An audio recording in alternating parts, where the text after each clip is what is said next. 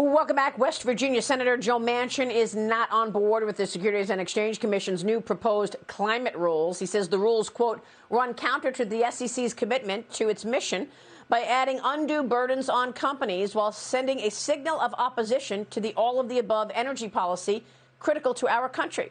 This after the agency proposed that all public companies follow rules on climate change, including disclosing emissions from suppliers, affiliates, customers. Joining me right now is West Virginia Attorney General Patrick Morrisey. And AG Morrisey, you're not happy about these new rules either.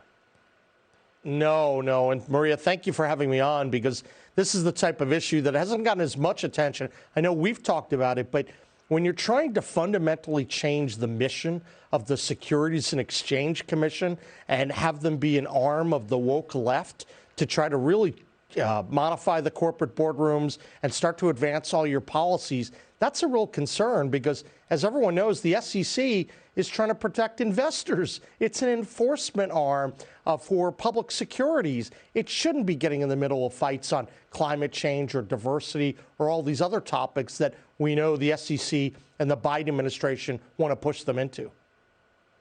Yeah, I mean, this climate change agenda is moving full force ahead, AJ, and I know that the SEC story was in the works from the beginning of Biden's presidency. Right. You filed a lawsuit against several drug makers for contributing to the opioid crisis in your state. The trial started Monday, and could last up to 2 months. Tell us what the latest is there, because we've been covering the border all morning, and the wide open border has fentanyl coming in droves, killing American citizens, 100,000 overdoses related to fentanyl just in the last year. Absolutely. So we did file a lawsuit, and the principal family of defendants are Janssen, Allergan, and Teva. And I delivered the opening statement on Monday, and we've asked the court to ensure that there's accountability for the actions and the omissions that these companies had over a prolonged period of time. And we've been very concerned about misleading marketing tactics, and we've made a number of allegations.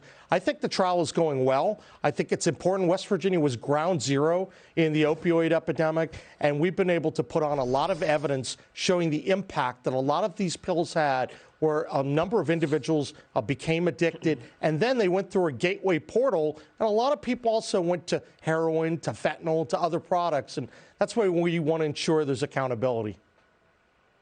Yeah, and others just flat out died because somebody is lacing commonly used drugs with fentanyl, and that's why we have 105,000 overdose deaths. You've sued this administration for a number of reasons, 10 or 15 times, right, AJ? Yeah, it's adding up every single day. We also sued them on fentanyl because the Homeland Security Department has been an unmitigated disaster on the border. And we know that a lot of people are dying from fentanyl in West Virginia and across the heartlands. So I think we have to make sure that these guys understand this. They have to follow the law. And there are laws against allowing people to come in across the border or to traffic drugs or to traffic people. And that's why you're seeing a lot of the AGs step up and fight back. But we're going to keep going after the Biden administration when they go wrong. And we're always going to uphold the rule of law for every person, for every government, for every company. That's the role of the Attorney General.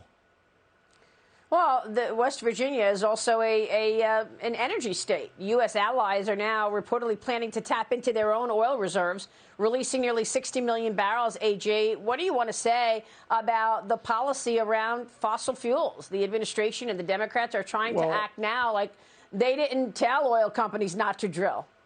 What?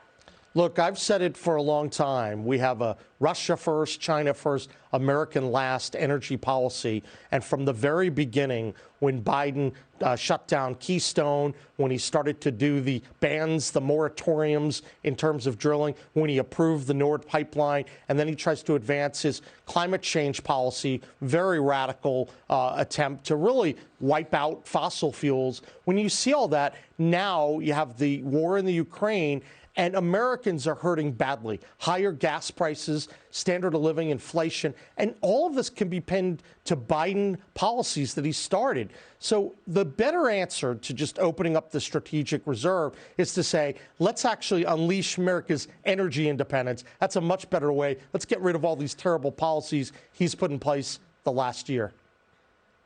Yeah, we'll see about that. AG, it's always a pleasure. Thanks very much for being here this morning. We'll be watching all of that thanks so much, and certainly Maria. the trial underway. Thank you, Attorney General Patrick Morrisey.